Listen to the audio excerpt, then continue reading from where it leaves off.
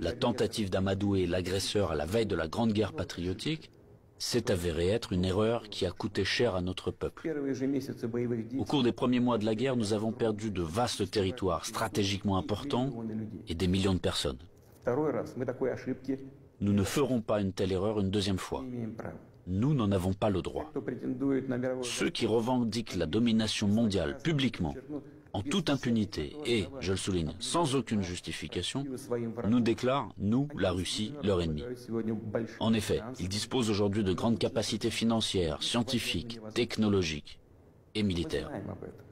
Nous en sommes conscients et nous évaluons objectivement les menaces qui nous sont adressées constamment dans le domaine de l'économie, ainsi que notre capacité à résister à ce chantage impudent et permanent. Je le répète, nous les évaluons sans illusion, de manière très réaliste. En ce qui concerne le domaine militaire, la Russie moderne, même après l'effondrement de l'URSS et la perte d'une grande partie de son potentiel, est aujourd'hui l'une des puissances nucléaires les plus fortes du monde, et elle dispose en outre d'avantages en ce qui concerne un certain nombre d'armes de pointe.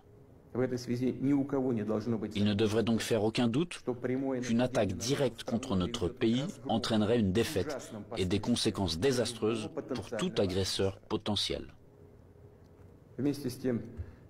Cependant, les technologies, y compris en matière de défense, évoluent rapidement. Le leadership dans ce domaine a changé et changera encore demain. Tandis que la conquête militaire des territoires adjacents à nos frontières, si nous laissons cela se produire, se poursuivra pendant des décennies, ou peut-être pour toujours.